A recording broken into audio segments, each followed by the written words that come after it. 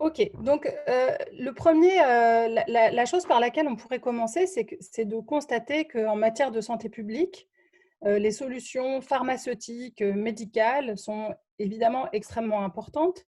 Si on sauve chaque année des millions de personnes dans le monde, c'est bien parce qu'on a inventé, grâce au progrès de la médecine, la vaccination, les antibiotiques, les chimiothérapies, et cetera, et cetera. Donc on pourrait se demander, à quoi servent les sciences comportementales quand on parle de santé publique, puisque les sciences comportementales, c'est un ensemble de disciplines qui n'ont rien à voir avec la médecine. C'est des disciplines comme la psychologie, les neurosciences, les sciences de la décision, donc des disciplines qui n'ont rien à voir avec la médecine et a priori rien à voir avec la santé. Donc pourquoi les sciences comportementales? Eh bien, c'est parce qu'en fait, la santé, c'est un aspect de la vie des gens qui est éminemment comportemental. En amont, d'abord, parce qu'il y a toutes sortes de comportements qui influencent le développement de maladies dans le futur, par exemple le tabagisme, la consommation d'alcool, la sédentarité, la mauvaise alimentation. Et puis, en aval, le succès des protocoles de soins, une fois que ces protocoles de soins sont implémentés, dépend aussi, dans une certaine mesure, d'éléments comportementaux. Par exemple, est-ce que le traitement est acceptable? Est-ce que les patients vont respecter les posologies? Est-ce qu'ils vont respecter les durées de traitement, en particulier pour les antibiotiques? Euh, et ce constat-là, en fait, ce n'est pas juste un constat anecdotique. L'Organisation mondiale de la santé s'est appuyée sur une grande étude du Lancet, qui est un grand journal de médecine internationale, pour calculer le nombre de vies en bonne santé qu'on perdait dans différents pays et quelles étaient les causes de ces années de vie en bonne santé perdues. Et ce qu'ils ont pu mesurer, c'est que plus de la moitié des années de vie en bonne santé dans les pays de l'OCDE, donc les pays avec les plus hauts revenus, sont perdues pour des raisons comportementales. Donc à nouveau, tabagisme, alcool, alimentation trop riche, accident de voiture, etc. etc.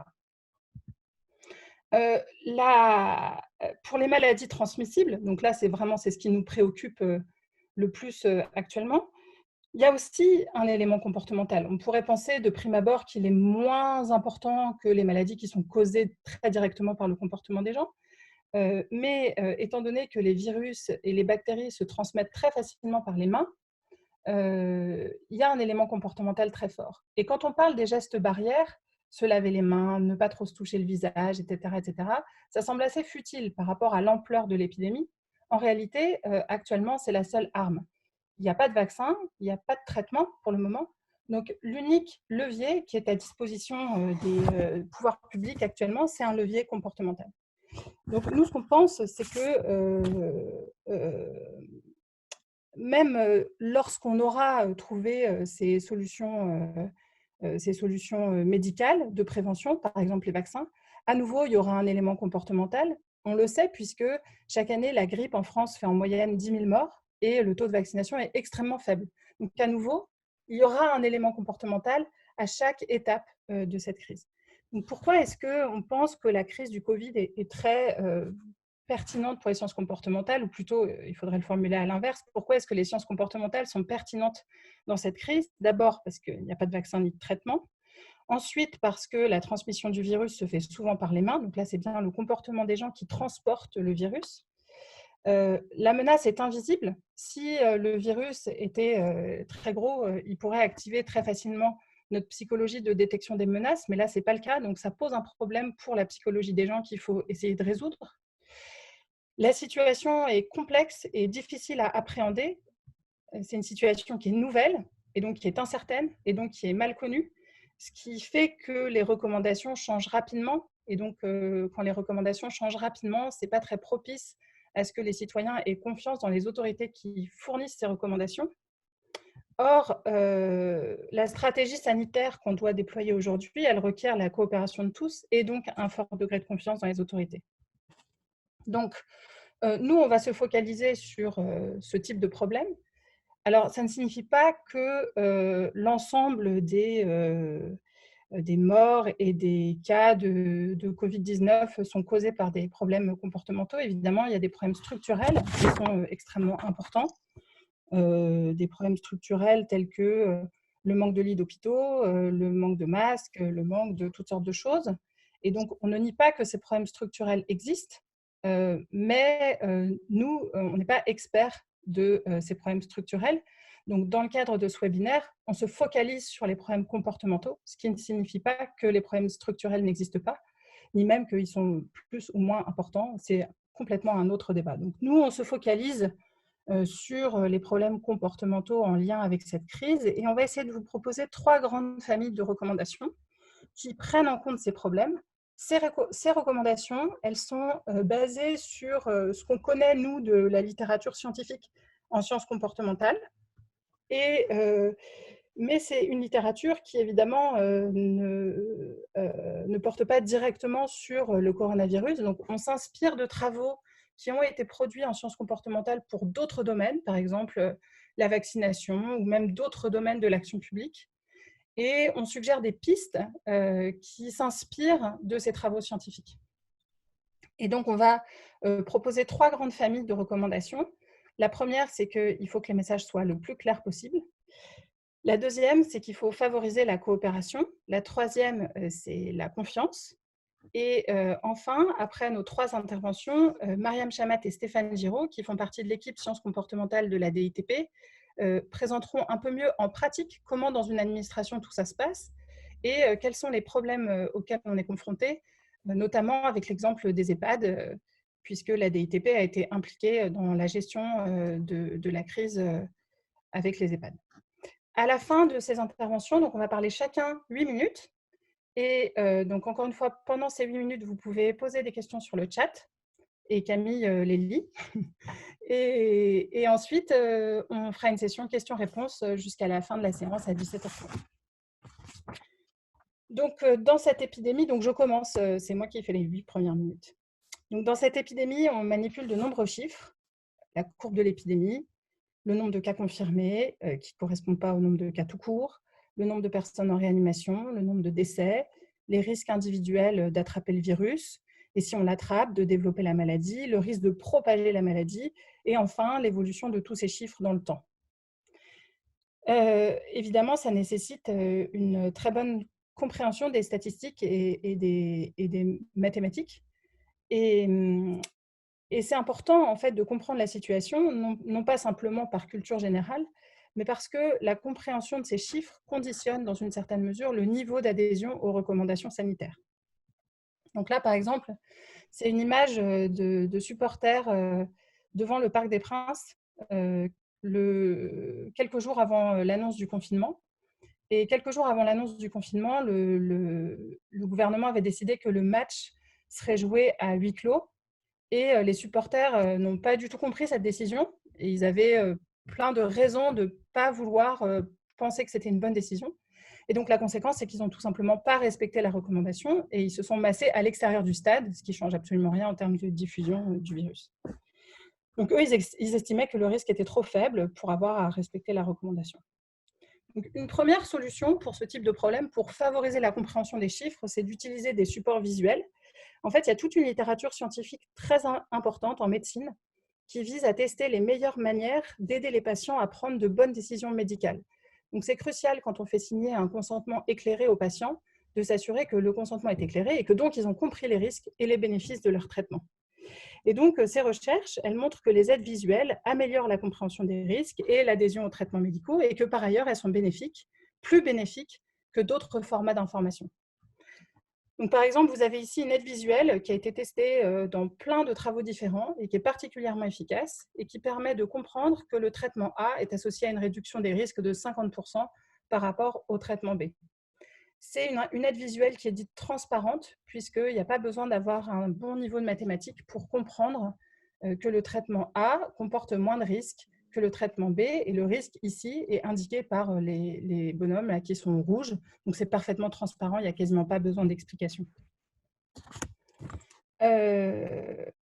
Donc, toute cette littérature a conduit à un ensemble de recommandations qui peuvent être utilisées par les médecins. Je ne vais pas les détailler, vous aurez le diaporama, vous pourrez regarder ça à tête reposée. J'insiste juste sur une recommandation qui est qu'il est important de présenter les chiffres en fréquence et non en pourcentage ou en probabilité. Autrement dit, quand on parle de 2 cas sur 10, c'est beaucoup plus facile à comprendre que 20% ou encore pire, probabilité de 0,2.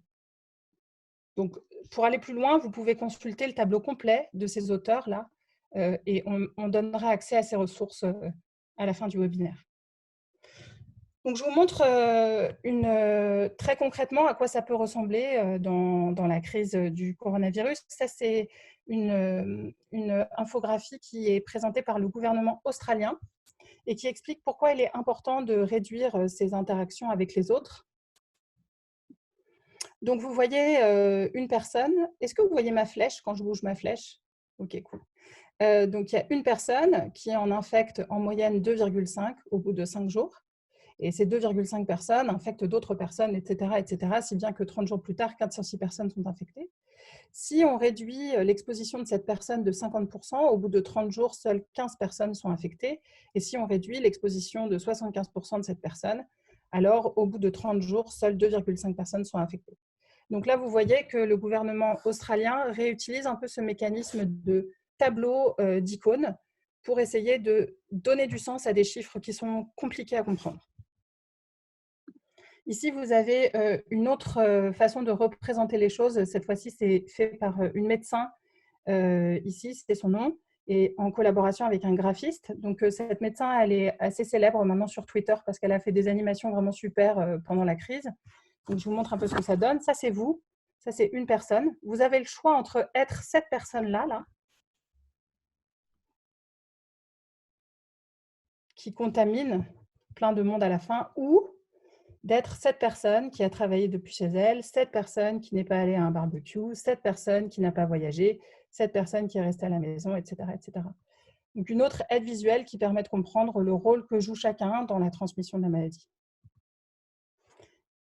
Une autre façon de faire, c'est de rendre la menace plus personnelle pour autrui et pour soi. Donc, ça peut se faire de deux manières différentes, avec du texte, tout simplement. Ça, c'est un message qui a été testé par le gouvernement italien. Si vous êtes infecté, même si vous ne vous sentez pas malade, vous infecterez probablement 18 personnes en 2 semaines et 672 personnes en un mois. Parmi ces personnes, 3 mourront probablement. Ce qui est très bien aussi dans ce message, c'est que vous voyez, il y a une petite étoile là, et la petite étoile, elle réfère aux données qui sont utilisées pour produire ces chiffres. Et c'est très important de faire ça parce que les données, elles changent en permanence. Les épidémiologistes changent les modèles en permanence. Donc là, c'est extrêmement transparent. Ou des témoignages. Donc là, on n'est plus en train de parler de chiffres du tout, mais juste d'essayer de faire appel à l'empathie des gens et à leur capacité à s'identifier à des modèles. Donc, par exemple, voilà, c'est Bob, père de 2 enfants, sous respirateur depuis 2 semaines à Paris. Évidemment, on peut ajuster ça au public visé. Si on vise les personnes plus jeunes, on peut utiliser un modèle plus jeune, les personnes plus âgées, un modèle plus âgé. La deuxième solution pour les chiffres, c'est qu'il faut avoir en tête que parfois, il vaut mieux moins d'informations que trop d'informations. Moins de contenu, c'est souvent plus informatif que trop de contenu. Si on veut favoriser un geste de santé, il faut que ce geste soit facile à comprendre et facile à réaliser. Par exemple, on sait que le respect du traitement chez les patients traités pour le VIH diminue si le traitement est trop complexe. Donc, c'est des données qui datent un petit peu parce que les thérapies contre le VIH ont énormément évolué. Mais il y a quelques années, il y avait des thérapies qui étaient très, très complexes et qui, en théorie, avaient un impact meilleur pour les patients, mais qui, en réalité, étaient moins bénéfiques puisque c'était tellement complexe à mettre en œuvre que l'adhésion était moins bonne. Donc, même si en théorie un traitement est plus bénéfique, il faut faire attention à ce qu'en pratique, il soit suffisamment compréhensible pour que les gens puissent l'appréhender. Pour le lavage des mains, c'est la même chose. Simplifier les instructions augmente l'efficacité, même si en théorie, plus on met d'étapes dans le lavage des mains, mieux c'est. Alors tout ça, ça se teste. On ne peut pas deviner à l'avance quels vont être les messages qui vont être les plus efficaces, quelles vont être les instructions les plus efficaces, il faut les tester. Et c'est ce qu'a fait cette équipe anglaise de sciences comportementales qui s'appelle le BIT. Ils ont comparé plusieurs types de posters sur 2 critères. À quel point est-ce que les gens mémorisaient les informations et à quel point ils déclaraient les trouver clairs. Donc là, vous avez plusieurs posters qui ont tous été traduits en anglais. Le poster du gouvernement anglais, le poster des Singapouriens et le poster des Italiens. Et ce que les données montrent, donc il y a plein d'autres posters, je n'ai choisi que 3. Ce que les données montrent, c'est que le poster anglais et le poster singapourien sont les posters qui permettent la meilleure mémorisation du lavage de mains. Et pourtant, comme vous pouvez le constater, dans le poster anglais, il y a seulement 6 étapes, alors que dans le poster italien, il y a beaucoup plus d'étapes. Donc, moins d'informations, parfois, c'est plus efficace.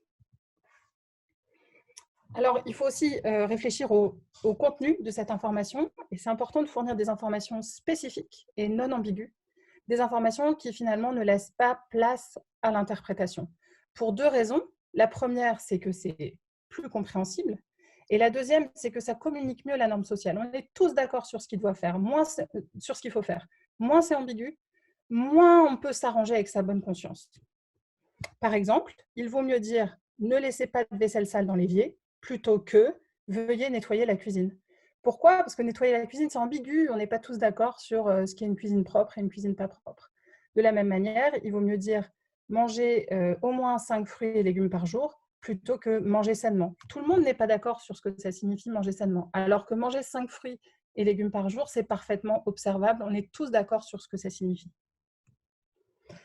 Voilà à nouveau la façon dont le gouvernement australien a mis ça en pratique. Donc, vous avez ici des instructions pour les personnes qui soupçonnent être malades et qui doivent s'auto-isoler. Donc, ces personnes, on leur donne une liste de 12, donc ce qu'elles peuvent faire, et une liste de don't, ce qu'elles ne peuvent pas faire. Donc, elles peuvent aller récupérer des courses qui sont livrées chez elles. Elles ne peuvent pas aller au supermarché, etc.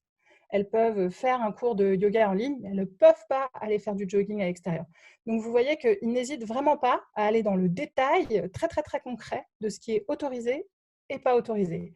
Ce qui est intéressant aussi dans cette campagne, c'est qu'ils mettent en avant ce qu'on peut faire. Ce n'est pas une liste d'interdictions, c'est aussi une liste de choses qu'on peut faire. Donc, on donne un peu de l'autonomie et du contrôle aux gens. Comme je le disais au début, un des problèmes de cette crise, c'est que le virus est invisible. Et donc, ça, c'est un problème qui est commun à plein d'autres domaines de la médecine. Et parmi les solutions efficaces dans ce type de situation, il y a l'utilisation du dégoût. Le dégoût, c'est un levier utile pour favoriser l'évitement des pathogènes. Par exemple, l'UNICEF a mis en place une intervention qui mobilise le levier du dégoût dans un programme de lutte contre la défécation en plein air. Donc, la défécation en plein air, c'est un problème important dans certains pays parce que, et c'est aussi invisible parce que les gens qui pratiquent la défécation en plein air, évidemment, se cachent. Ensuite, les bactéries contaminantes, elles sont transportées par des mouches, des insectes et par l'eau, et elles sont elles-mêmes invisibles. Et donc, l'UNICEF a réfléchi à ce problème parce que la diarrhée, qui est causée en partie par ce problème de défécation en plein air, c'est une des principales causes de mortalité infantile dans les pays en voie de développement. Et pour lutter contre ça, donc, ils utilisent le levier du dégoût. Et là, vous voyez, c'est une animatrice de l'UNICEF qui est entourée par les gens qui sont dans le village et qui regarde, là, c'est un excrément et ici, un bol de nourriture. Et tout le monde regarde cette scène et attend. Et quand on attend suffisamment longtemps, on voit des mouches qui se posent sur les excréments, puis qui vont dans le bol de nourriture, puis qui vont, etc., et qui alternent. Et l'animateur dit là, est-ce que vous voulez bien manger le riz? Et évidemment, personne n'a envie de manger le riz. Donc d'un coup, on a pris conscience de la contamination par les insectes, par les mouches. Ce pas des insectes, les mouches? Je ne sais pas. Par les mouches du bol de nourriture. Donc, comment on peut faire pour les mains? Puisque nous, ce qui nous préoccupe là, c'est les mains. Eh bien, on peut essayer de rendre visible ce qui se passe sur nos mains quand on fait différentes choses. Donc là, c'est des mains qui ont tenu un caddie dans un supermarché et qu'on met dans une boîte de pétri et on voit la culture et les bactéries qui poussent dans ce truc. Donc ça, c'est un caddie. Ça, c'est le téléphone portable. Donc, on voit bien l'endroit où se loge le téléphone. Ça, c'est absolument dégoûtant. C'est un menu dans un restaurant. Pour les enfants, on peut utiliser d'autres types de techniques. Donc ça, c'est une technique que je trouve très intéressante où on met de la poudre sur les mains des enfants, une poudre invisible qu'on appelle de la poudre de microbes. Et on met cette poudre seulement sur les mains d'un seul enfant ou juste de la maîtresse. Et on observe avec une lampe LED bleue où se pose cette poudre. Et ça permet de voir à la fin de la journée que, vous voyez, ça c'était le petit garçon infecté par cette poudre, que finalement il y a de la poudre qui se retrouve partout. Si on demande aux enfants de faire une activité où ils se serrent la main les uns les autres, on constate que la poudre se transmet jusqu'à 8 enfants. Donc, vous voyez, c'est des outils comme ça. Alors, ça n'a pas été testé dans le cadre du coronavirus, mais c'est des outils comme ça qui peuvent être intéressants pour rendre visible une menace qui est invisible.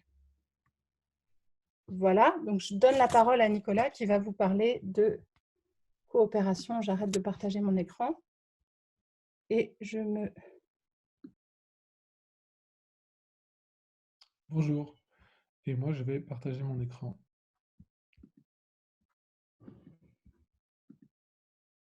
Voilà. Euh,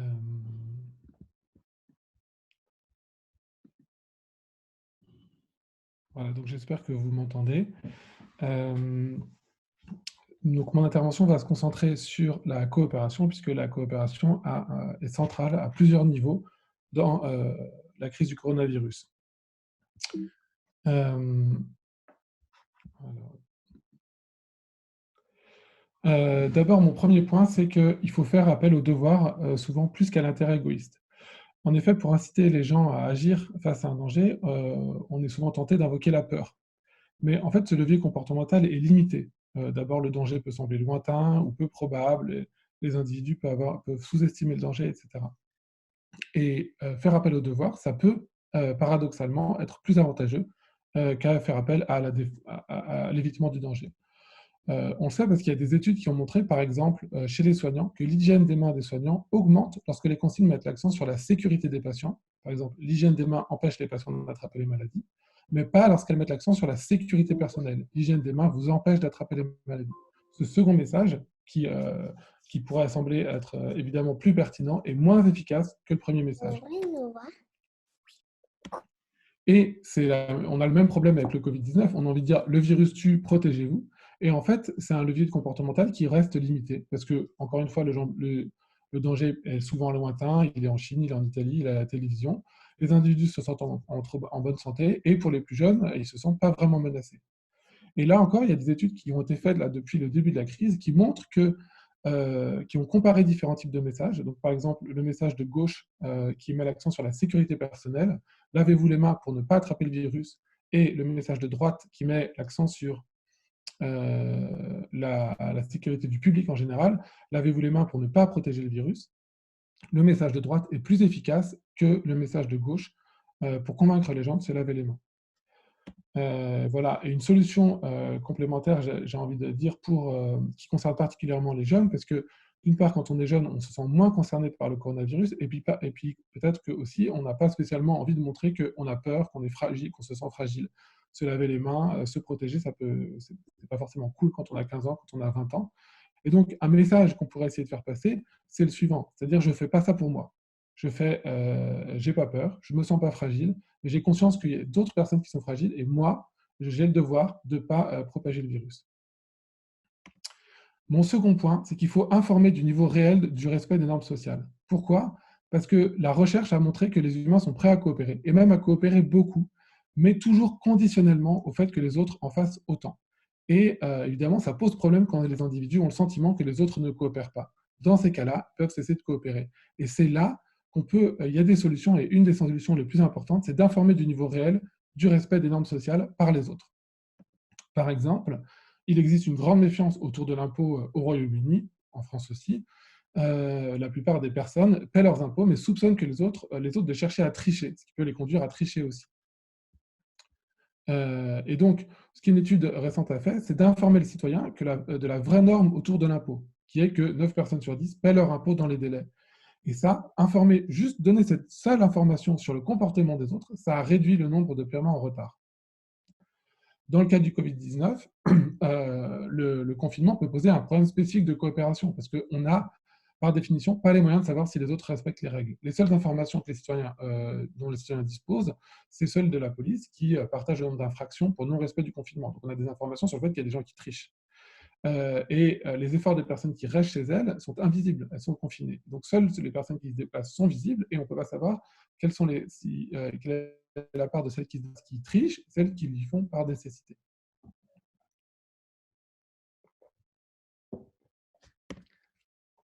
Et de fait, une enquête qui est parue il y a quelques jours sur des milliers de gens en France montre que près des 3 quarts des Français pensent que les autres n'en font pas assez. Et dans la même étude, ces mêmes Français déclarent à 90 ou 95% que de respecter le confinement. Ils restent chez eux, ils se lavent plus souvent les mains, ils ne se réunissent pas avec d'autres personnes. Donc, ces deux informations ne peuvent pas être vraies en même temps.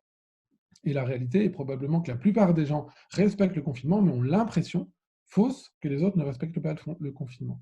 Donc la solution, c'est d'informer du niveau réel de respect des normes sociales. Donc, ce qu'on pourrait faire concrètement, c'est diffuser les données sur les déplacements qu'on a grâce au téléphone, par exemple, pour montrer, et il y a déjà des données, que les gens restent chez eux, les gens respectent le confinement. La police pourrait également diffuser le nombre de personnes qui sont en règle dans la rue, en complément du nombre d'infractions. Et on se rendrait compte qu'il y a beaucoup moins d'infractions que de personnes en règle. Et plus généralement, on aurait probablement intérêt à féliciter la majorité des gens qui observent les règles, plutôt qu'à mettre en avant les tricheurs en les condamnant. Insister sur la majorité des gens qui respectent les règles. Mon troisième point, c'est qu'il faut permettre aux gens de signaler leurs efforts. Il faut que les gens puissent montrer qu'ils font leurs devoirs. Pourquoi? Parce que c'est vraiment la pierre angulaire de la coopération. Les gens sont motivés par le fait qu'on sait qu'ils coopèrent, qu'ils font leurs devoirs, qu'ils font leur part des choses.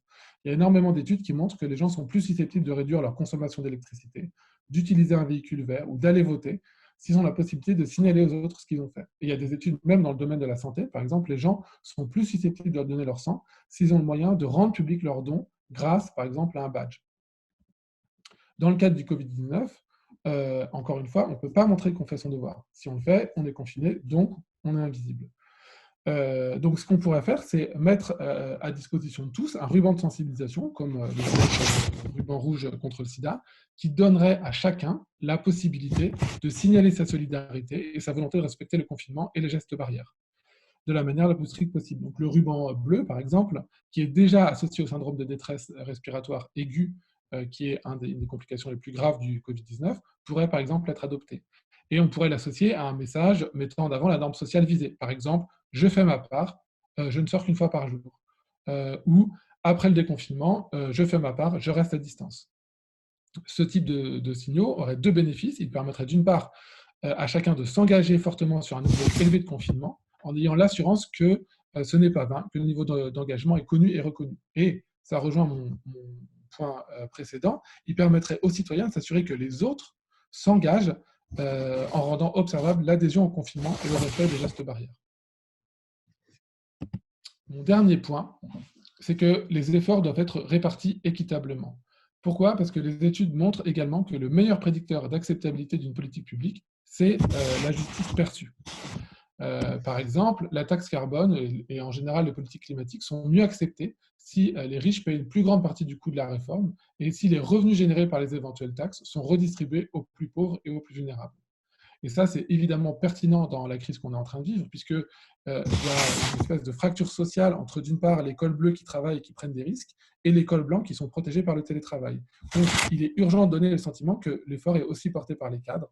Par exemple, dans les secteurs essentiels, on pourrait imaginer qu'une partie des cadres, et c'est ce qui se passe déjà dans plusieurs entreprises, aillent en rotation, travailler sur place pour montrer qu'ils partagent, ils sont prêts à partager les efforts des gens qui doivent travailler sur place. Et évidemment, d'autres mesures comme le fait qu'on surveille les plages ou les sites de tourisme sont des mesures cruciales parce que c'est des choses qui sont extrêmement saillantes en termes d'équité, en termes de partage des efforts, du confinement et des gestes barrières.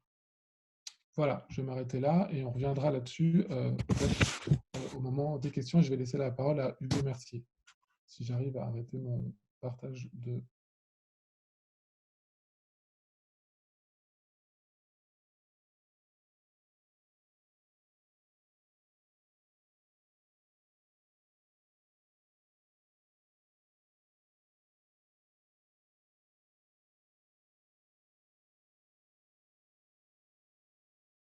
Bonjour à tous.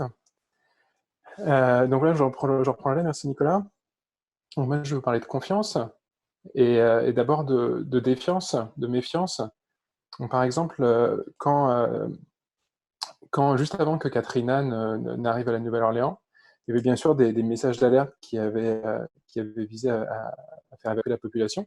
Et malgré ces messages d'alerte qui avaient été reçus par tous, par plein de canaux différents, des dizaines de milliers de personnes avaient décidé de rester à la Nouvelle-Orléans et du coup ont été heurtées de plafond par l'ouragan.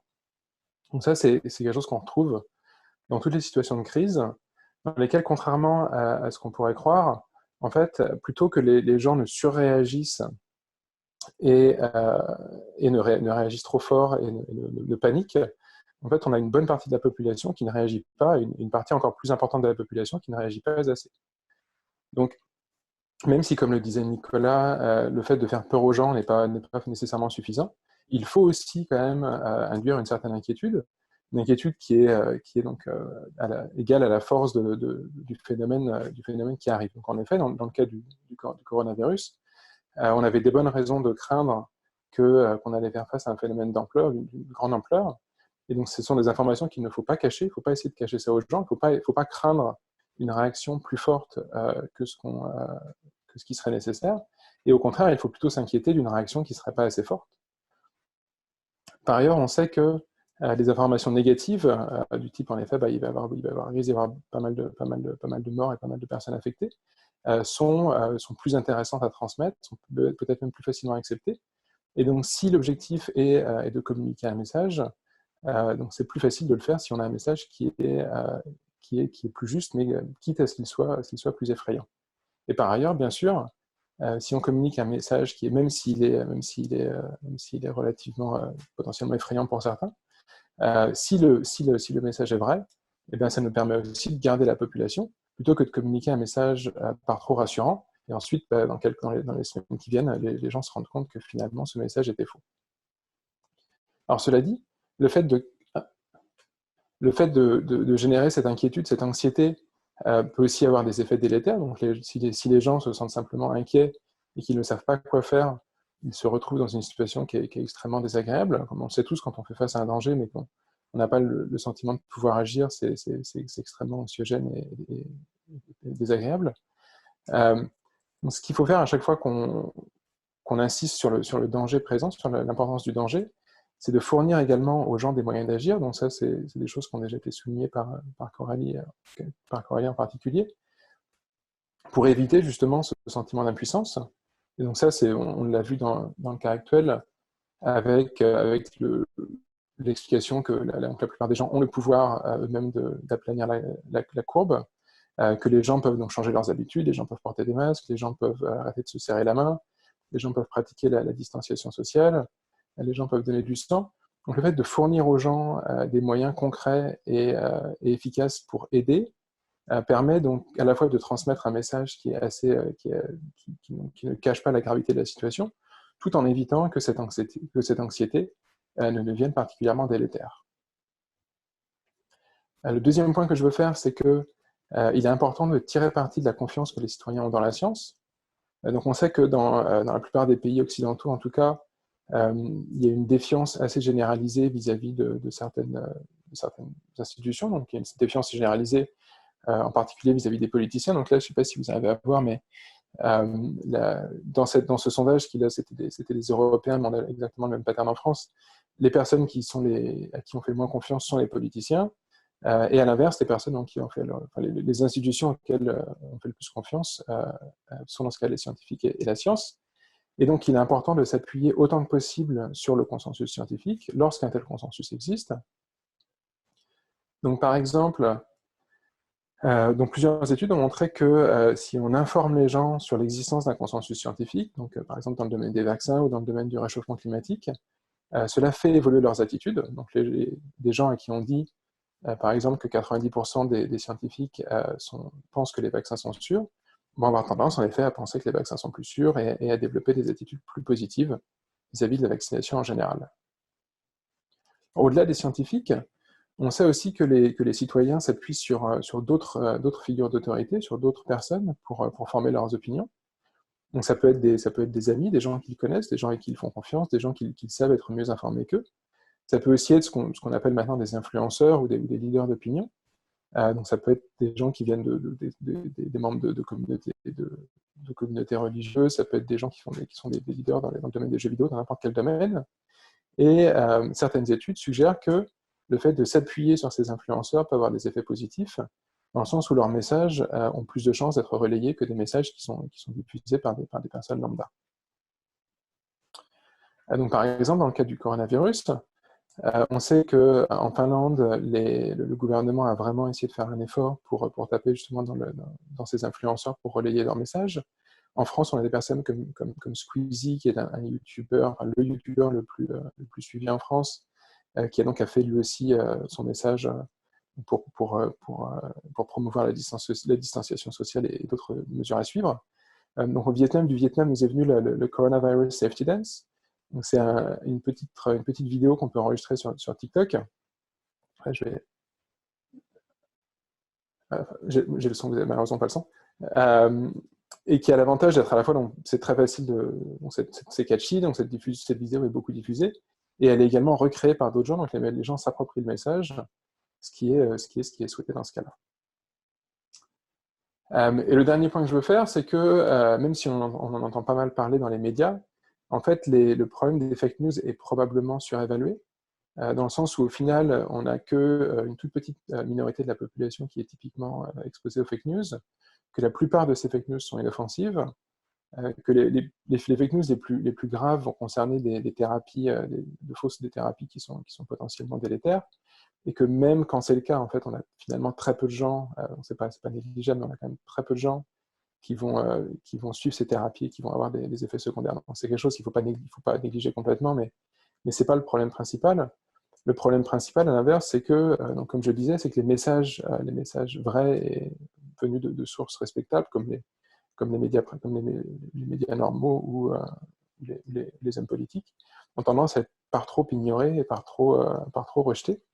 Et donc, si on pointe les gens vers des sources fiables, comme les sources indiquées là, c'est surtout, en fait, c'est pas tant pour les désabuser de fake news auxquels ils pourraient avoir été confrontés, que, à l'inverse, pour leur permettre de se rendre compte que les informations qu'on leur transmet sont des informations justes, parce qu'elles sont confirmées par toutes sortes d'autorités médicales et officielles. Merci.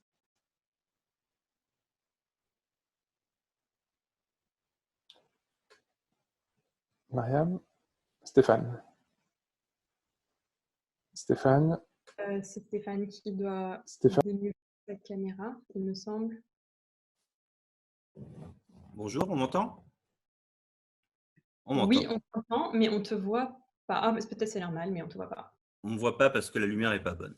Bonjour à tous. Donc, je vais vous présenter un petit peu au-delà de ces expertises qui ont été évoquées, la manière dont l'action publique peut mobiliser ce genre de méthode et d'enseignement. Je suis Stéphane Giraud et je suis responsable donc d'un programme sciences comportementales qui se passe au sein de la DITP, la Direction interministérielle de la transformation publique. Pour ceux qui ne la connaîtraient pas, c'est une direction d'administration centrale qui, au sein du gouvernement, œuvre, pour être très schématique, à la réforme de l'État, à la réforme de l'action publique, c'est-à-dire essayer de faire en sorte de lui donner un peu plus d'efficacité et d'impact, avec une conviction de départ qui est que ces choses-là se font d'autant mieux qu'on les fait avec leurs parties prenantes, c'est-à-dire en s'appuyant sur les usagers, en s'appuyant sur les agents, parce que quand vous fabriquez quelque chose, c'est mieux de le faire en fonction des besoins et des usages de ceux qui en sont les destinataires ou les utilisateurs. Ça nous a conduit à investir un certain nombre de champs méthodologiques, le champ des enquêtes, tout bêtement, des enquêtes quantitatives, qualitatives, qui permettent d'associer les uns et les autres à l'action publique, à aller également sur les terrains du design, et puis aussi s'intéresser donc depuis quelques années aux sciences comportementales, à toutes les potentialités qu'il y a derrière. Les sciences comportementales, on en fait, nous, 3 usages principaux. Le premier consiste à enrichir la fabrique des politiques publiques, dès l'amont, à essayer de voir ce qu'on connaît du comportement, comment ça peut permettre de faire des choses plus ajustées et plus fines. Mais je le redis, nous ne construisons pas les politiques publiques, nous sommes là en appui des autres administrations. Le deuxième volet d'action, c'est d'enrichir la gamme des possibilités d'intervention. Aujourd'hui, bien souvent, quand on fait des politiques publiques, on le fait sur des bases réglementaires, sur des bases fiscales, sur des bases d'information. Mais on peut aussi y trouver des choses plus incitatives qui correspondent aux barrières comportementales, aux freins comportementaux qu'on peut nous identifier en amont. Et puis, troisièmement, ce qu'on essaie aussi de promouvoir, c'est une logique d'évaluation de tout ça, parce que dans sciences comportementales, il y a science, ça mérite un petit peu d'objectivation, d'évaluation d'impact chiffré et statistique. Et puis aussi parce que le comportement, c'est une chose complexe, une chose fragile, une chose changeante, et que ce qu'on peut observer un jour, ça peut changer le lendemain. Donc, il y a ces 3 potentialités qu'on essaie d'exploiter.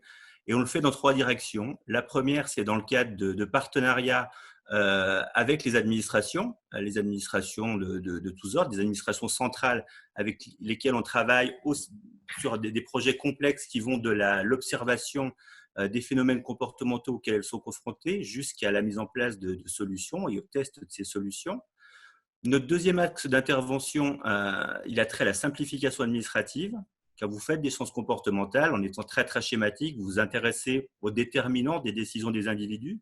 Et dans ces déterminants, on l'a vu dans ce qui a été présenté avant, il y a beaucoup de choses qui ont trait à la manière dont les gens traitent l'information. Et quand on est une administration, on en fait beaucoup d'informations, on fait beaucoup de documents administratifs qui ne sont pas forcément très user-friendly, et on essaie d'y mettre un petit peu de connaissances cognitives pour produire des documents qui soient un petit peu plus intuitifs et un petit peu plus efficaces derrière. Et notre troisième vocation, c'est de diffuser, de transmettre ces connaissances-là au sein de l'administration. C'est ce qu'on fait un petit peu aujourd'hui. Et c'est ce qu'on fait régulièrement au travers d'un certain nombre d'événements et également de publications. Et si vous voulez justement en savoir plus, je vais faire un petit peu de placement produit pour nos publications maison. Vous pouvez notamment, ça devrait, je pense, à un moment apparaître, pouvoir déjà aller consulter notre guide méthodologique qu'on a conçu comme un document de vulgarisation des sciences comportementales à destination des décideurs publics. Le but du jeu n'est pas de vous transformer en comportementaliste en quelques jours, mais au moins de vous donner à voir le champ des possibles. Un champ des possibles qui suppose aussi d'aller se rapprocher d'experts, tels que ceux qui vous ont parlé avant moi. Autre publication, un petit recueil d'initiatives qu'on a recensées de par le monde, qui ne sont évidemment pas exhaustives, mais qui donnent à voir le champ des possibles sur différentes thématiques de politique publique. Et puis, au-delà de ces documents d'ensemble, vous avez d'autres publications plus spécifiques qui peuvent vous être utiles. La première, qui a un nom un petit peu provocateur, qui s'appelle « Vaincre la phobie administrative avec l'appui des sciences comportementales », qui est en fait un guide pratique de communication efficace, avec plein de bons conseils pratiques pour essayer de faire des choses qui soient claires et qui soient accessibles pour vos publics. Des choses qui, évidemment, font sens aujourd'hui dans le contexte de pandémie. Le deuxième document, il a trait aux enseignements des sciences comportementales sur les questions des évolutions du monde du travail, avec dedans une petite rubrique qui peut en intéresser beaucoup d'entre vous, qui concerne le télétravail. Et je vous invite d'ailleurs à aller consulter l'application en ligne faite par nos camarades de CoGeeks qui ont travaillé sur ce guide, qui peut vous permettre de faire une sorte de petite formation autodiagnostique sur le télétravail. Et puis le dernier document, il a été réalisé en collaboration avec un chercheur qui est Thibaut Grissinger, qui nous a fait quelque chose, une sorte de benchmark des approches comportementales sur les questions d'environnement, avec des choses qui sont passionnantes et éclairantes. Ça, c'est un petit peu, on va dire, notre doctrine et nos actions d'ensemble. Pour revenir sur l'actualité immédiate, pour vous dire quelques mots sur la manière dont on a été mobilisé sur la question du Covid-19, évidemment qu'on a laissé certaines de nos activités un petit peu en pause pour reprioriser les choses. Ça nous a conduit principalement dans 2 directions.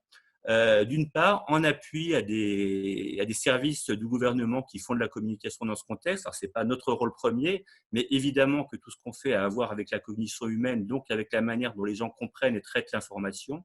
Donc, en flux quotidien, depuis 3 semaines, on est en appui sur des sollicitations qui nous arrivent de droite et de gauche, aussi bien sur des recommandations générales, sur les perceptions de nos concitoyens, que sur des objets très, très concrets, des objets de type message, de type visuel, des manières de rendre les choses très concrètes pour la compréhension du grand public, ce qui nous conduit de temps en temps à devoir faire des efforts de création graphique dont on ne se pensait pas capable. Et l'autre grand champ d'activité qu'on a aujourd'hui dans le cadre de la crise, c'est tout simplement qu'on a réorienté certains de nos partenariats avec des ministères, avec certains qui étaient déjà engagés, notamment le ministère des Sports, avec qui on travaillait déjà sur l'incitation à la pratique sportive. Et on a fait évoluer ce projet en lien avec un de nos partenaires, le BIT, sur la question du bouger chez vous, avec la mise en place d'un programme et d'une plateforme qui seront dédiés à ce sujet, qu'on va essayer de lancer dans les prochains jours.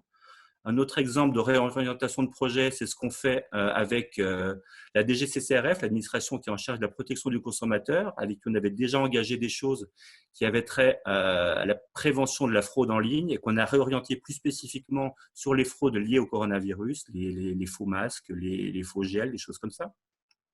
Et puis, un autre projet qui, par contre, a été lancé de manière rapide et express dans ce contexte-là, il a visé, en appui au ministère des Solidarités et de la Santé, à travailler sur l'appui dans la gestion des EHPAD et le soutien au personnel dans ces contextes particuliers.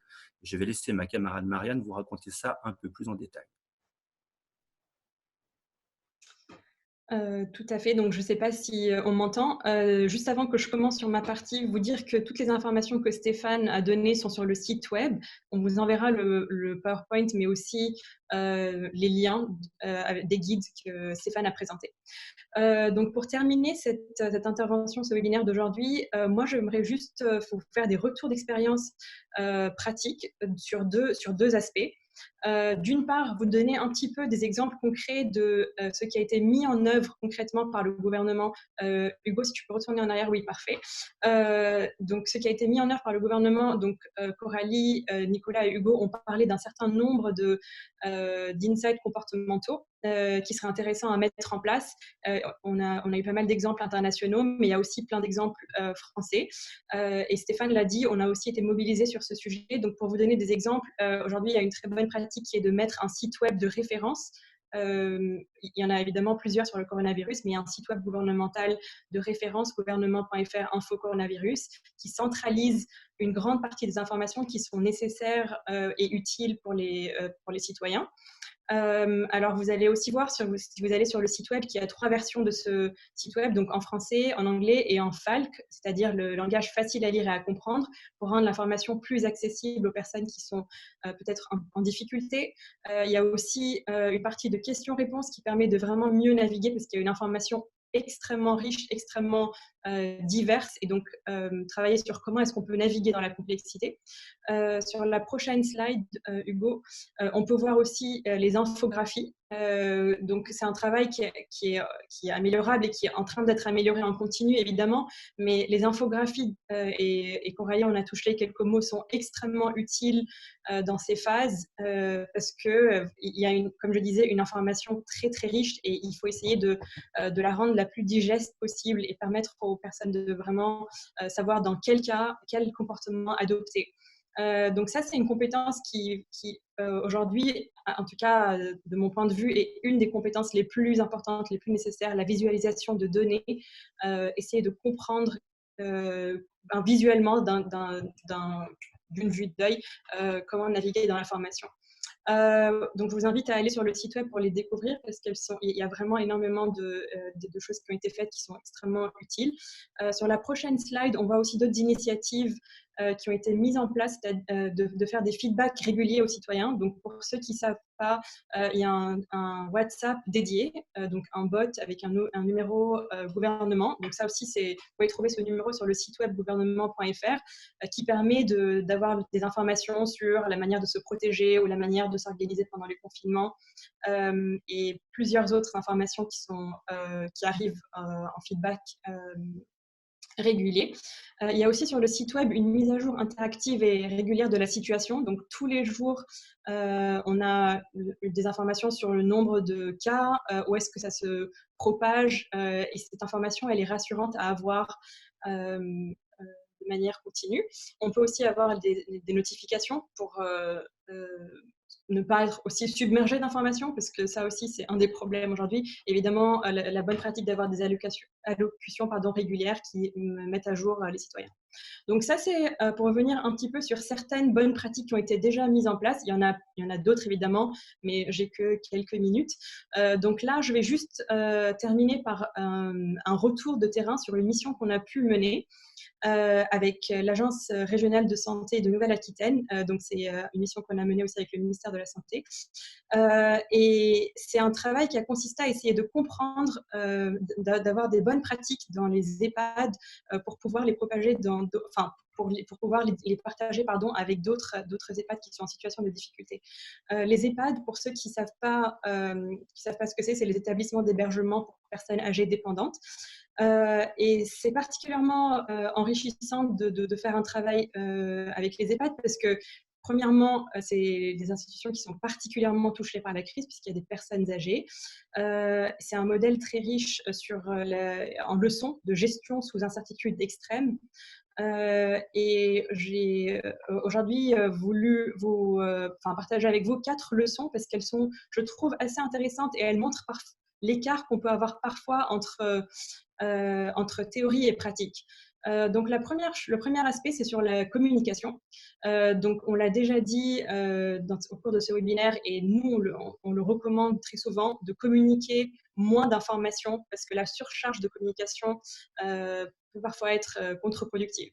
Sauf que la chose à laquelle on s'est confronté ici concrètement, c'est que c'est difficile de faire l'impasse sur certaines informations. Une grande partie des informations sont vraiment importantes, elles sont vitales. Et donc, comment est-ce qu'on peut savoir quoi communiquer et quoi ne pas communiquer? Et donc, peut-être que, par exemple, pour les institutions, pour l'ARS, pour le ministère de la Santé, c'est difficile de dire je vais prendre le risque de ne pas communiquer certaines informations. Et donc, une bonne pratique dans ce contexte-là, c'est par exemple mettre toute l'information sur une plateforme pour avoir justement pris cette responsabilité de tout communiquer. Mais quand on envoie l'information aux responsables, au directeur des EHPAD ou peu importe, de choisir l'information la plus importante, la plus saillante et la rendre la plus digeste et la plus visuelle possible. Donc ça, c'est une première chose, c'est-à-dire que savoir bien communiquer, c'est quelque chose sur lequel on a tous, je pense, surtout nous dans notre équipe, une bonne marge de manœuvre de progression. Un autre effet assez intéressant et un peu contre-intuitif, c'est le fait qu'il y a eu de nombreuses informations, beaucoup d'informations qui ont circulé envers les EHPAD et beaucoup de recommandations qui étaient livrées chaque jour. Elles évoluaient, elles changeaient, elles se contredisaient parfois. Ça crée une sorte de réassurance.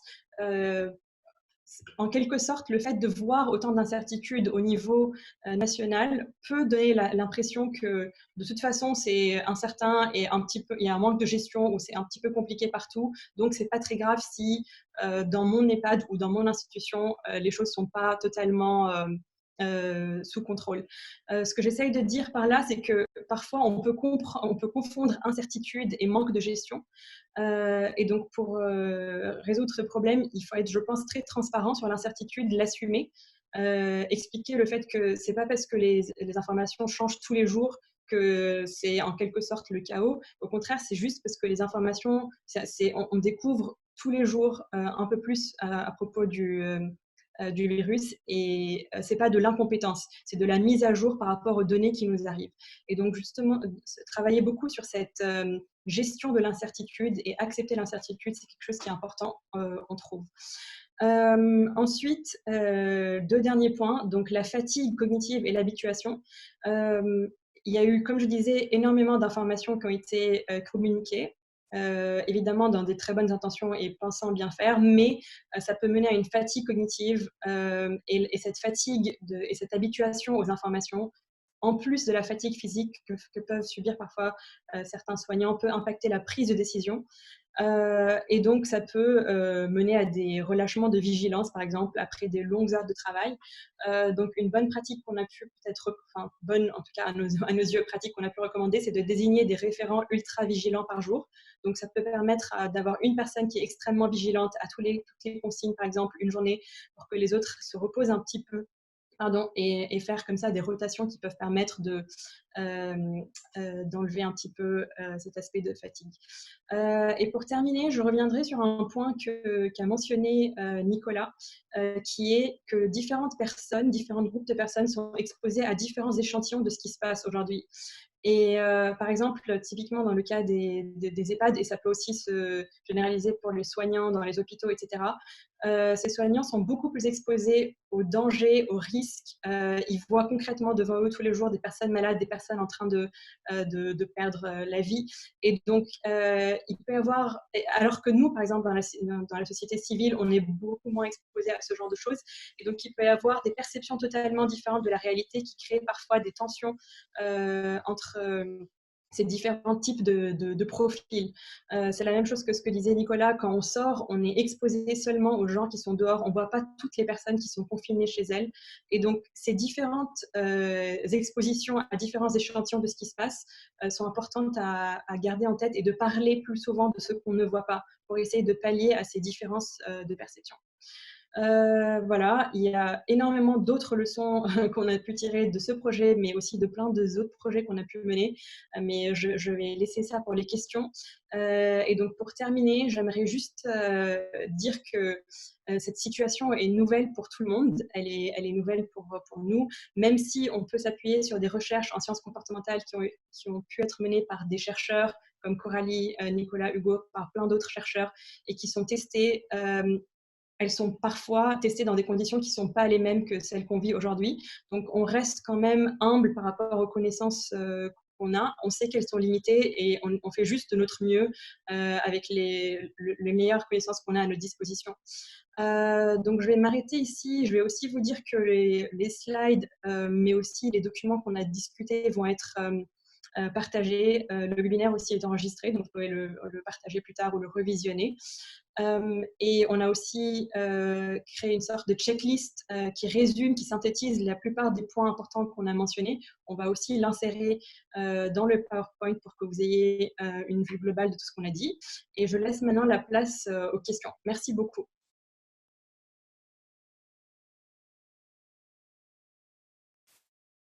Ok, alors merci à tout le monde. Merci déjà aux intervenants pour leur présentation, très claire, je pense. En tout cas, on a beaucoup de retours positifs, donc merci à vous dans le chat. Je vais essayer de poser les questions dans l'ordre d'apparition et de présentation. Donc déjà, une première question pour Coralie Chevalier. Coralie, est-ce qu'il faut dans la communication utiliser des photographies et des illustrations, ou est-ce qu'il faut rester plutôt sur une utilisation simplement des messages non illustrés? Eh bien, c'est une bonne question et je pense que la réponse, c'est qu'il faut tester. C'est-à-dire que dans certains cas, les photographies sont utiles, dans d'autres cas, elles ne sont pas utiles. Et c'est très difficile d'anticiper les messages qui sont les plus efficaces et donc il faut tester. Et on peut se dire que c'est difficile de tester, mais en réalité, on a plein d'outils aujourd'hui pour faire des tests très rapides, pas forcément avec une qualité qui permettrait de faire une véritable étude scientifique, mais il ne faut pas s'auto-censurer et se dire qu'on ne peut pas faire des tests quand on n'est pas un scientifique. Donc le mieux, c'est de le faire en appui avec des équipes scientifiques et tester différents messages pour voir ceux qui sont les mieux compris avant de les diffuser à grande échelle. Ok, super. Une seconde question qui va un petit peu dans le sens de la réponse que tu donnais. Comment est-ce qu'on peut dissocier les biais qui sont liés strictement à des contraintes matérielles et les problèmes qui sont plus comportementaux? Comment est-ce qu'on peut dissocier les deux? Oui, j'ai vu que dans le chat, il y avait beaucoup de commentaires sur les masques. Et comme je le disais en début de webinaire, il y a des problèmes comportementaux et des problèmes structurels. Et nous, on s'est focalisé sur les problèmes comportementaux parce que c'est là qu'on a une expertise. Mais ça ne signifie pas qu'il n'y a pas aussi des problèmes structurels. Ça ne signifie pas que les problèmes structurels sont plus importants ou moins importants. C'est une autre question. Donc là, en l'occurrence, évidemment que le manque de masques, c'est un véritable problème. Mais on ne va pas résoudre ce problème avec une meilleure connaissance de la psychologie. Là, pour ce problème-là, on n'a rien à apporter. Une autre question qui porte plutôt sur la diversité des messages qu'on peut utiliser pour faire passer un message aux citoyens. Comment est-ce qu'on peut… en fait, est-ce qu'il ne faudrait pas utiliser de façon cumulative les différents messages, les différents types de messages parce que certaines personnes vont avoir tendance à digérer mieux un message qui soit court, impactant, illustré, visuel, alors que d'autres personnes, en fonction de la personnalité par exemple, vont avoir tendance à aller plus vers des informations détaillées, etc. Et donc, comment est-ce qu'on discrimine quel message pour qui? Quel type de message pour qui? Alors, oui, il y a plusieurs questions. Donc, une possibilité, quand on s'adresse à une partie spécifique de la population, par exemple, si on a envie de faire une campagne à destination des jeunes, c'est de créer les contenus en collaboration avec eux. Par exemple, moi, j'ai dû demander à mes enfants pour identifier qui étaient les influenceurs. Je veux dire, je n'étais pas au courant avant de qui étaient les influenceurs. Et là encore, il faut tester. Et, pardon, il y avait une autre partie du message, une autre partie de la question. Tu peux répéter, Camille, s'il te plaît, le début de la question?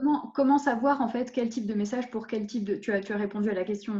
D'accord, Est-ce que ça pourrait être une bonne idée de du coup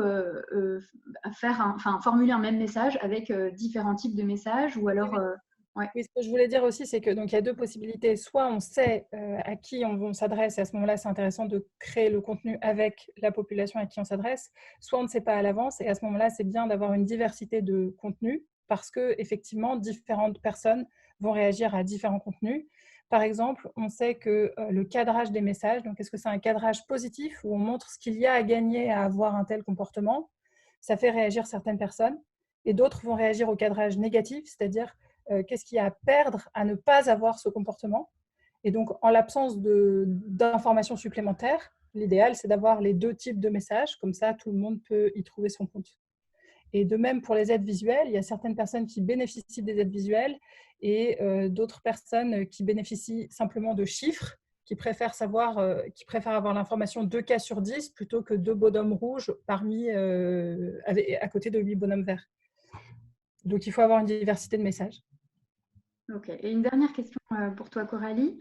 Comment concilier le besoin de transparence qui est lié à l'évolution des modèles, de la connaissance par rapport à la maladie, etc., et cette idée de fournir pas trop de contenu pour ne pas surcharger le destinataire des informations? C'est une bonne question. Je pense que d'abord, il ne faut pas sous-estimer le grand public et qu'en fait, on est complètement capable de communiquer des informations complexes simplement si on y passe un peu de temps. Et il y a des études qui montrent que quand les médias, donc par exemple la BBC, ils ont fait une étude grandeur nature, où les journalistes communiquaient des marges d'erreur. C'est-à-dire qu'au lieu de communiquer simplement des chiffres, ils communiquaient des chiffres et la borne supérieure et inférieure. Et communiquer de cette manière, ça n'entamait pas du tout la confiance. Et je soupçonne que dans cette crise en particulier, si on communiquait davantage qu'on est incertain, peut-être qu'on augmenterait même la confiance. Ok, donc l'importance de la transparence, j'ai l'impression d'être journaliste télé, c'est terrible. Alors, pour des questions pour Nicolas maintenant, si tu veux bien activer ton micro. D'abord, première question, quelle est la différence entre devoir et altruisme? L'altruisme, c'est donc une discussion assez théorique, mais l'altruisme, c'est plus général, c'est toute action qui fait du bien à quelqu'un. Et en fait, on peut avoir des motifs différents pour être altruiste. On peut être altruiste envers ses enfants parce qu'on les aime, et on peut être altruiste envers le boulanger parce qu'on lui donne de l'argent, parce qu'on lui a acheté une baguette. Il y a plein de raisons d'aider les gens. On peut les aider par amour, par solidarité, par devoir. Et donc moi, je voulais insister, j'ai essentiellement insisté sur le devoir moral, sur le fait que les humains, c'est une espèce qui utilise la réciprocité, et que si les autres font quelque chose pour un bien public, j'ai le devoir de faire la même chose j'ai le devoir de réciproquer. Si on me donne quelque chose, j'ai le devoir de réciproquer. Si les autres font quelque chose qui me bénéficie, j'ai aussi le devoir de réciproquer. Voilà. Mais évidemment, ce n'est pas le seul motif. Ok. Alors, concernant donc, la communication persuasive classique qui s'appuie par exemple sur le levier des normes sociales dont on a déjà parlé. C'est-à-dire le levier des normes sociales, c'est communiquer sur un comportement qui est adopté pour une majorité pour répandre ce comportement. Mais qu'est-ce qu'on fait dans ce cas-là si on utilise cette norme-là, des résistances individuelles? L'idée, justement, c'est que c'est une façon d'engager les gens. Il peut y avoir des gens qui n'ont pas forcément envie de se confiner pour plein de raisons, parce qu'ils n'y croient pas, parce qu'ils ne sont pas contents du gouvernement, parce qu'ils ne se sentent pas en danger, etc. Et là, c'est essentiellement de dire, bon, les autres le font, donc la plupart des gens estiment qu'ils ont le devoir de le faire. C'est pas un norme, peut-être c'est quelque chose qu'on devrait préciser, c'est il y a rien de magique, il y a pas de solution qui va tout résoudre. Enfin, on voit dans le chat, il y a plein de problèmes, il y a des problèmes structurels, il y a un manque de masques, etc. Nous, on aide, on a juste des choses à apporter, on pense, avec les sciences comportementales, mais évidemment, ça va pas tout résoudre. Et par ailleurs, peut-être on a insisté, on va le donner dans les diapos, on a mis les sources, tout ce dont on parle a été testé, mais ça n'a pas nécessairement été testé pour la situation complètement unique qu'on est en train de vivre. Et donc, ce n'est pas exactement ce qui marche et ce qui ne marche pas. Voilà. Enfin, en tout cas, vraiment, il ne faut pas que ce soit personne. On reste modeste. C'est un complément. Une remarque d'un participant, enfin une question, mais c'est plus une remarque qui était est-ce que les applaudissements aux fenêtres à 20h tous les jours ne sont pas aussi en quelque sorte une manière de rendre visibles les efforts collectifs? Oui, je l'ai vu, j'ai répondu dans le chat. Je trouve que c'est une très bonne remarque, mais personne ne l'a vu parce que ça, je pense que ça défile très très vite. Effectivement, c'est une très bonne remarque. En allant à la fenêtre, on montre aux autres qu'on soutient. Donc on voit, quand vous allez à la fenêtre, vous pouvez voir que dans votre rue, il y a quand même un certain nombre de gens qui visiblement se soucient du confinement, se soucient d'applaudir les soignants, ont conscience que tout le monde fait des efforts. Et par ailleurs, soi-même, quand on le fait, on est fier, on se dit on est quelqu'un de bien, on fait quelque chose de bien, et ça va aussi influencer le reste de nos comportements. C'est-à-dire que si le lendemain je sors 2 fois, par exemple, je me dis c'est pas vraiment cohérent avec le fait que je vais aux fenêtres applaudir et que j'ai l'air de soutenir, de faire ma part, etc. Donc je pense que c'est quelque chose qui c'est pas impossible que c'est un effet sur le comportement des gens et que ce soit c'est une très bonne mesure spontanée. Donc, les citoyens font aussi des sciences du comportement, évidemment. Et puis, une dernière question. Un des participants a trouvé dans ton intervention des analogies avec la théorie de la communication engageante. Qu'est-ce que tu penses de cette théorie pour faire évoluer les comportements? Ça s'appuie en partie sur le même levier, à savoir sur la réputation, sur l'impression qu'on donne aux autres. Et c'est vraiment un levier très, très important. Donc, j'ai parlé de la réciprocité. Si les autres font quelque chose pour nous, on doit faire des choses. Et sur le fait qu'effectivement, on a envie de s'engager, on est fier de s'engager. Et quand on a commencé, c'est ce que je viens de dire, quand on a commencé à applaudir, on n'a pas vraiment envie de se dédire. Et il y a quelqu'un aussi dans le chat qui parlait des masques. Et les masques, c'est probablement aussi un outil comportemental. C'est-à-dire que quand on sort avec un masque, en plus du fait que ça protège les autres et ça protège soi un peu, ça montre aussi qu'on prend les choses au sérieux, qu'on ne sort pas pour s'amuser, que tout ça est très grave. Donc on peut imaginer que quand il y aura plus de masques disponibles, ça va aussi avoir un effet. Ok, super. Merci beaucoup pour ces réponses. Pour l'instant, c'est tout pour Nicolas.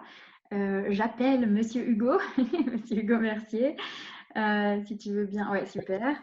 Alors, comment éviter les comportements? Après, bon, j'adresse les questions parce que c'est au moment où, enfin, c'est pendant ta présentation qu'elle est arrivée, mais si d'autres personnes veulent répondre, il n'y a pas de souci.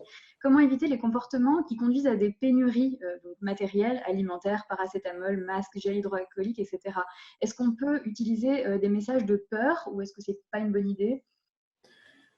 Alors non, en effet, dans ce cas-là, c'est pas nécessairement indiqué. En fait, le problème de ces comportements en fait, est lié à nouveau à une absence de confiance. C'est une absence de confiance dans le gouvernement qui nous dit non, il y a pas de problème, les livraisons seront maintenues, il y a aucune raison de suracheter ce genre de produits. Et un manque de confiance dans nos concitoyens qu'on suspecte eux-mêmes donc d'acheter trop de produits parce qu'ils pensent que d'autres citoyens vont aussi acheter trop de produits. Et dans ce cas-là, on va avoir ce genre de problème. Cela dit, bon, le fait que beaucoup de gens aient acheté des gels pour se laver les mains, ça ne paraît pas nécessairement irrationnel. Le fait que beaucoup de gens aient acheté du papier toilette, c'est juste que les gens ils sont à la maison et que du coup, ils ont besoin de plus de papier toilette. Quand ils vont au travail, c'est pas eux qui l'achètent, le papier toilette est acheté ailleurs. Donc en fait, c'est pas certains de ces comportements qu'on peut attribuer à la panique, en fait, ne reflètent souvent des phénomènes assez rationnels finalement. Pourquoi est-ce qu'on peut parfois avoir une plus grande confiance en un influenceur, tu parlais des youtubeurs par exemple, plutôt qu'à une autorité qui est plutôt compétente dans le domaine par rapport, par exemple, une autorité sanitaire dans le contexte actuel? Alors, c'est pas évident que les influenceurs aient plus d'autorité que les scientifiques. Donc, a priori, donc là, il n'y avait pas dans les sondages, typiquement, il n'y a pas de questions sur les influenceurs, il n'y en avait pas beaucoup, mais a priori, les gens feraient encore plus confiance à un scientifique qu'à un influenceur. Le problème, c'est déjà, il y a une question d'exposition où quelqu'un de 15 ans a peut-être plus de chances d'aller voir une vidéo de Squeezie que d'aller voir une vidéo d'un représentatif du gouvernement ou d'un scientifique donné. Et par ailleurs, l'influenceur sera plus à même de parler dans un langage accessible aux gens qui sont son audience, de trouver des exemples qui vont leur parler. Et donc, même si le degré de confiance n'est pas forcément plus élevé dans l'absolu, la communication peut être plus appropriée et ces gens-là vont toucher une audience différente de celle qui est touchée par les médias ou par les figures d'autorité plus classiques. Alors, bon, c'est une question qui peut-être peut faire émerger une discussion, mais qui a déjà été, que j'ai déjà posée à Coralie. La connaissance des caractéristiques et de la diffusion du virus évolue dans le temps, la connaissance de la maladie, etc. Comment concilier la transparence du discours avec la nécessité, les nécessaires contradictions qui arrivent dans le discours au fur et à mesure qu'on arrive de mieux en mieux à comprendre la situation? Comment est-ce qu'on peut concilier la transparence du discours avec l'évolution de ce qu'on connaît? Justement, c'est un petit peu ce que disait Coralie tout à l'heure, en fait, en indiquant justement l'incertitude. Donc, dans le temps qu'on communique l'incertitude, on peut être complètement incohérent. En fait, on peut dire aujourd'hui, on pense que la maladie, il peut y avoir de X morts à Y morts, et demain, on peut penser que ça change. Et surtout, si on a dit, voilà, on est sûr, on a des raisons de penser que ça va être le cas. Et donc, du coup, comme disait Coralie, le fait d'indiquer le degré de certitude permet de maintenir la confiance. En fait, non seulement on ne dilue pas forcément la force du message au moment où on transmet la certitude, mais dans le long terme, on maintient plus de confiance parce que ça évite en effet d'avoir pris des positions qui a posteriori apparaissent comme ayant été fausses. Ok, super. Merci beaucoup Hugo. J'ai maintenant des questions pour Stéphane, mais c'est une question qui reviendra pour Mariam. Donc si vous voulez tous les deux répondre à cette première question, qui est grosso modo comment est-ce qu'on assure sur le plan éthique, comment on s'assure que les sciences comportementales ne seront pas utilisées par une majorité politique extrême une fois que ces événements seront terminés. Est-ce qu'on pense un remède en termes de la bonne utilisation des sciences comportementales? Mariam, c'est ta passion. Oui, ça devait même être une partie de ce que j'allais présenter, mais j'ai dû faire des choix de présentation. Effectivement, sur le plan éthique, cette question est extrêmement importante parce que, comme vous le voyez, donc on est en train d'appliquer des connaissances sur le comportement et c'est extrêmement important de faire attention à quel moment est-ce qu'on passe de informer la décision pour avoir des résultats les plus efficaces possibles pour l'intérêt général à quel moment est-ce qu'on bascule dans la manipulation. Donc nous, déjà, au sein de la DITP, on a plusieurs manières de garantir l'éthique de la plupart des projets qu'on mène. Et comme Stéphane l'a dit au tout début, nos projets ne sont pas des projets de communication en général, c'est des projets d'intervention, des connaissances en sciences comportementales sur des politiques publiques. Par exemple, on travaille sur l'activité physique, on travaille sur le comportement éco-responsable, sur les stéréotypes liés au handicap, etc. La liste de tous les projets qu'on mène est sur notre site web. Donc, de manière générale, la manière dont nous, on applique l'éthique, c'est déjà de faire des choix sur les sujets qu'on prend ou qu'on ne prend pas et sur lesquels on applique nos connaissances. Donc ça, c'est un premier filtre. C'est un peu plus compliqué quand on fait de la communication, mais dans le cas actuel, on le fait en s'assurant que l'entièreté des messages sur lesquels on travaille sont des messages pour lesquels il y a des données scientifiques, c'est-à-dire qu'on est en train d'appuyer des choses qui ont déjà été validées par des experts. Deuxièmement, on s'appuie, et comme vous l'avez vu lors de ce webinaire, sur des recherches de chercheurs qui sont reconnus dans leur domaine, donc sur des expertises, sur beaucoup de recherches publiques pour aussi garantir la transparence. Je pense que dans la plupart des cas, sur les sujets sur lesquels on travaille sont des sujets d'intérêt général. C'est des sujets sur lesquels il n'y a pas de doute possible sur le fait qu'on soit en train de manipuler, en tout cas, les comportements. Je ne sais pas, Stéphane, si tu as des compléments là-dessus. Si, pour être totalement transparent sur le sujet, très honnêtement, si j'avais par mégarde à un moment l'envie de faire un truc moyennement éthique, elles me frapperaient les unes et les autres. De toute façon, c'est leur dada quotidien. Et plus fondamentalement, vraiment pour être très transparent, je pense qu'il y a aussi un sujet de temporalité. C'est-à-dire que fondamentalement, oui, les sujets qu'on va adresser quand on travaille avec des administrations, ça fait vraiment pas l'aspect éthique, l'aspect consensus, les leviers sur lesquels on peut éventuellement intervenir. On fait vraiment attention à faire le plus possible des choses qui sont dans la pédagogie et la transparence. Après, il y a de temps en temps aussi des contextes ou des sujets où l'urgence de vie ou de mort fait que je me dis qu'on peut non pas faire des choses pas éthiques, mais en tout cas déplacer un petit peu le curseur sur le côté incitatif des choses. Voilà. Mais aujourd'hui, honnêtement, il n'y a rien qu'on fasse dont je ne pense pas qu'on puisse être fier. Et l'essentiel de ce qu'on fait de toute façon, c'est avant tout d'instruire les politiques publiques avec des connaissances. Ça, je pense que ça n'a rien à voir avec quelque chose qui ne soit pas éthique. Et bien au contraire, il y a un sujet qui peut être pas éthique, c'est de faire des choses qui soient éventuellement non fondées. Et on essaie de contribuer à éviter ce genre de tendance. Stéphane, ça me permet juste d'ajouter un dernier point. C'est qu'en temps normal, la totalité de nos interventions sont basées sur des expérimentations. Donc, avant de mettre en place des recommandations qui sont à large échelle, on fait des tests, on expérimente et on s'assure que ce qu'on propose a vraiment un effet et n'a pas d'effet d'ailleurs négatif. Donc, on est beaucoup en train de faire une démarche de politique publique fondée sur les preuves. C'est évidemment plus compliqué en temps de crise de faire des expérimentations. Ça peut même paraître parfois peut-être cynique de vouloir faire une expérimentation alors que, comme Stéphane l'a dit, il y a des questions de vie et de mort. Et dans ces cas-là, une des choses qu'on peut faire, c'est vraiment s'appuyer sur les données qui sont les plus solides en recherche. C'est-à-dire, d'une part, regarder ce qui est fait dans la recherche, ce qui a été déjà testé, ce qui a été validé, pour que nos recommandations ne soient pas juste basées sur des intuitions et avoir des effets rebonds.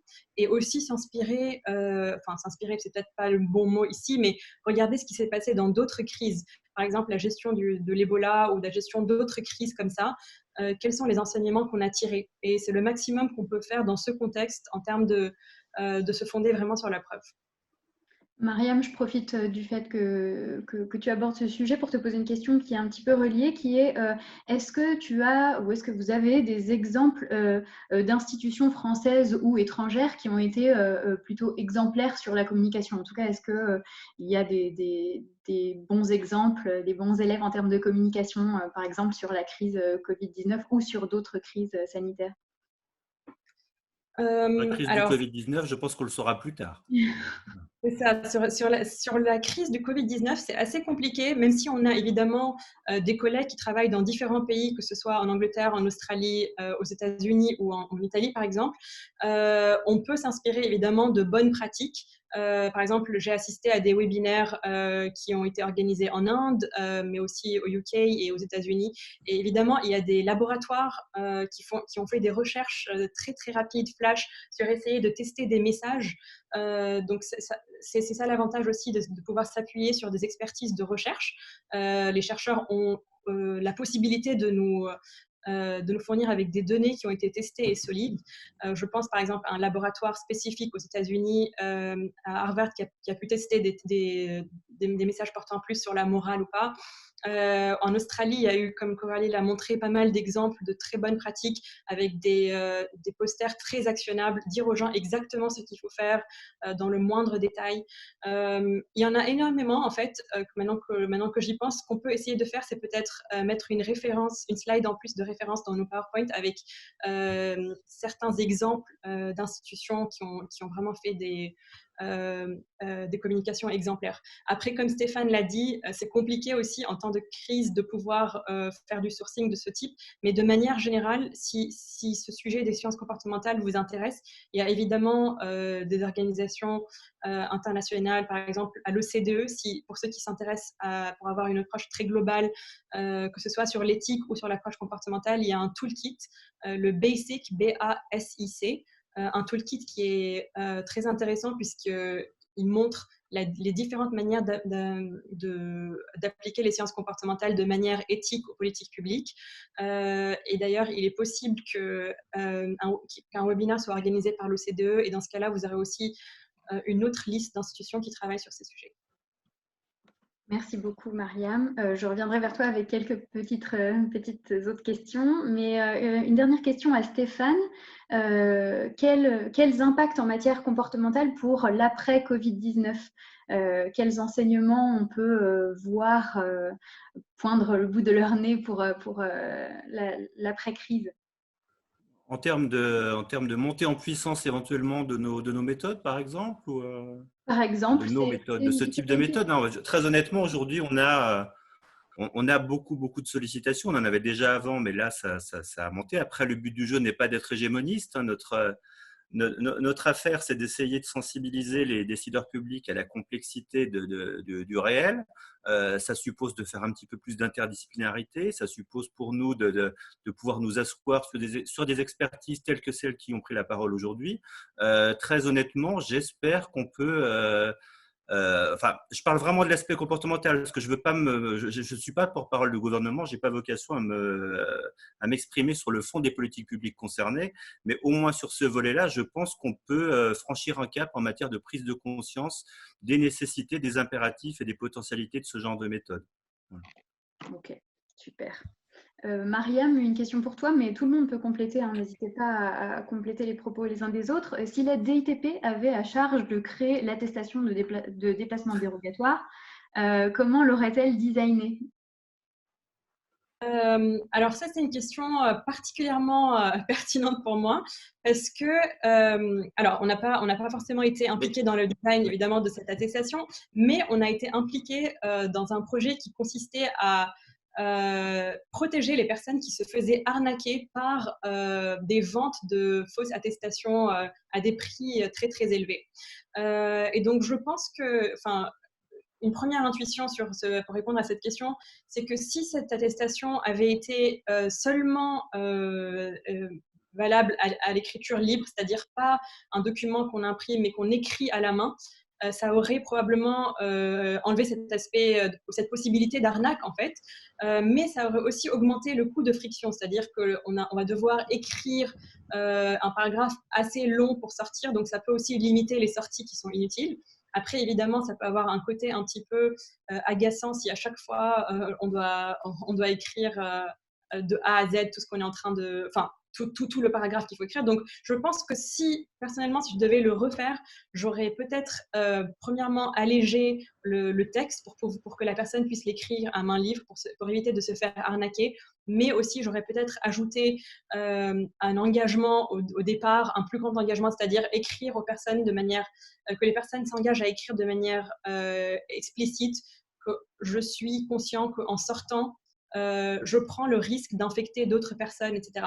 Je dis ça parce que ce type de choses a été testé sur la vaccination. Les personnes qui refusaient de se faire vacciner, le fait d'écrire à la main qu'en ne pas se faisant vacciner, enfin, ou en tout cas en décidant de ne pas faire vacciner leurs enfants, ils sont conscients des risques qu'ils prennent. Et donc, je pense que ça aurait pu être intéressant, c'est-à-dire que les personnes conscientisent à chaque fois le risque de contamination qu'ils sont pour les autres en sortant, en l'écrivant et en signant. Super. Je ne sais pas si… Un petit complément, Camille, si tu veux. Après, tout dépend du cahier des charges aussi. Hein. Tout dépend de quelle était l'intention derrière cette attestation. Et très honnêtement, nous ne sommes pas dans le secret des dieux. Donc, potentiellement, le type d'intervention à faire, il dépend de ce qu'on voulait faire avec cette attestation. Nicolas, tu voulais compléter? Oui, c'est vrai. Effectivement, on ne sait pas exactement, on ne nous a pas demandé, donc on ne sait pas ce qu'il voulait faire. Moi, ce que j'aurais ajouté, mais c'était plutôt à Coralie de l'ajouter, c'est que j'aurais peut-être fait une attestation plus claire, c'est-à-dire pour revenir à l'exemple entre 5 fruits et légumes par jour et manger sainement, 5 fruits et légumes, c'est plus clair, et donc on voit mieux si on le fait ou si on ne le fait pas. Et je trouve que la liste qu'il y a, elle est réduite de tous les motifs qu'on a pour sortir, mais elle est quand même… elle laisse beaucoup de marge dans la liberté, donc on peut sortir pour acheter du pain, puis ressortir pour acheter autre chose, et puis ensuite sortir son chien, puis ensuite faire un jogging. Et je trouve qu'on aurait pu gagner à laisser un peu moins de marge de manœuvre. Après, il y a des effets rebonds potentiels aussi. J'ai vu qu'une version avait été faite pour les publics fragiles, handicapés en particulier, que beaucoup ont jugé beaucoup plus clair, beaucoup plus simple, et dont on s'est dit bah, ce serait bien de la faire pour tout le monde. Sauf que le but n'est pas forcément de rendre les choses faciles avec ce type d'objet. Donc, non, mais je veux dire facile pour qu'on se rende compte qu'on est en pour train qu'on fasse des choix éclairés. Ça, je suis d'accord. et qu'on est en train de sortir plusieurs fois. Là, on peut se dire, bon, il suffit juste de trouver la bonne case à chaque fois qu'on sort. Il y a Je ne sors pas. y a beaucoup de questions sur comment organiser le déconfinement, comment organiser l'après-crise, etc. Rapidement, est-ce qu'il y a, à votre connaissance, des réflexions qui sont menées localement ou globalement sur quelles leçons on pourra tirer de l'après-crise et comment on peut organiser cette après-crise? Alors, tu parles du déconfinement à proprement parler? Alors, les questions portent sur les deux phases, la phase de D'accord. déconfinement puis l'après-crise. Ouais. Le déconfinement, il y a une mission qui a été lancée, mais là encore, je ne veux pas me faire porte-parole du gouvernement. Il y a une mission qui a été lancée qui est censée se plonger sur ce sujet. On avait déjà été nous solliciter pour réfléchir un peu sur la problématique du confinement, sur la manière dont les gens appréhendent tout ça. Le genre d'éclairage qu'on peut donner sur le confinement peut largement éclairer la problématique du déconfinement. Oui, moi je voulais juste ajouter que je pense qu'il y a un risque au moment du déconfinement et que ce risque, c'est qu'on se dise que déconfinement égale fin de l'épidémie, alors que le déconfinement ne sera pas la fin de l'épidémie, ce sera la fin du pic de cette première vague de l'épidémie. Et donc il y a un risque que tout le monde abandonne les gestes barrières d'un coup, parce qu'on se dira que c'est plus la peine. Et puis parce que tout le monde est très fatigué aussi de respecter les gestes barrières. Donc je pense qu'il y a un vrai enjeu à anticiper qu'au moment du déconfinement, c'est à ce moment précis qu'il faudra réintervenir pour encourager les gens à continuer à respecter les mesures de distanciation physique et les gestes barrières comme le lavage des mains, etc., etc. Et une toute dernière question, puisque je vois qu'il est 17h31. Est-ce que ce contexte très différent de l'habitude, anormal, on parlait tout à l'heure en situation normale, ça veut dire qu'en ce moment on n'est pas en situation normale, est-ce que ça pourrait être un contexte propice pour essayer de faire adopter certains réflexes qu'on n'a pas en temps normal, mais qu'on devrait avoir? Le participant parlait du lavage des mains, mais ça pourrait être sur tout autre sujet. Est-ce que cette période pourrait être propice à faire changer les habitudes, adopter de nouvelles habitudes, etc. Moi, je me demande, je ne sais pas si c'est propice, parce qu'il faut tester pour savoir si c'est propice, mais je me demande si ce ne serait pas une bonne période pour mettre en avant donc, les gestes barrières, ça on en a déjà parlé, et est-ce que ça ne va pas changer l'attitude des Français vis-à-vis de la vaccination? En France, on est le pays champion du monde de la défiance envers la vaccination. Il y a 40% des Français qui pensent que la vaccination n'est pas sûre, que c'est dangereux de se faire vacciner. Et peut-être que l'assaillance comme ça des risques associés à certaines maladies va transformer l'attitude des Français vis-à-vis de la vaccination. Super. Par ailleurs, on a nos modes de vie qui, de fait, ont changé à bien des égards en termes de consommation, en termes de mode de travail, des choses comme ça. On peut peut-être aussi, et sans doute, y trouver des éclairages et des possibilités de changement. On est se retrouvé forcé à changer de mode de vie. Il faut aussi peut-être trouver des enseignements de ces nouvelles pratiques. Super, merci beaucoup. Alors, je tiens à remercier évidemment les intervenants qui ont participé à ce webinaire, donc Coralie Chevalier, Nicolas Baumard, Hugo Mercier, Stéphane Giraud et Mariam Chamat dans l'ordre. C'était très intéressant. Enfin, on a des retours positifs sur le chat. Merci à vous les participants pour vos questions. Camille, je vais juste t'interrompre pour te remercier déjà. Merci, et aussi remercier toute l'équipe, Camille Rosier, Lauriane Baguerchakian et Gaël Lièvre, toute l'équipe de la DITP qui sont extrêmement mobilisés jour, nuit, week-end. Donc c'est extrêmement important aussi de rappeler que c'est derrière, à côté de Stéphane et moi, il y a toute une équipe extrêmement motivée. Et merci à toi beaucoup, Camille, d'avoir aussi animé le webinaire. Je te laisse continuer. Avec plaisir. Et puis, on vous transmettra donc les ressources, donc le PowerPoint sur lequel on intégrera le plus possible de références dont on a parlé, ainsi que des liens vers les ressources dont on vous a parlé, notamment les rapports qui sont, j'ai vu que le lien passait sur le chat, les rapports qui sont en ligne sur le portail de la modernisation de l'action publique de la DITP. Et puis, vous aurez également un moyen, si vous le souhaitez, de rejoindre donc, la communauté sciences comportementales qui est portée par notre équipe à la DITP, si vous voulez assister à plus d'événements ou lire plus de productions sur une thématique en particulier vue par le prisme des sciences comportementales. Merci à tous et puis on vous souhaite une excellente fin de journée. Et restez chez vous. Restez chez vous. Merci beaucoup. Au revoir. Au revoir. Merci, au revoir. Au revoir.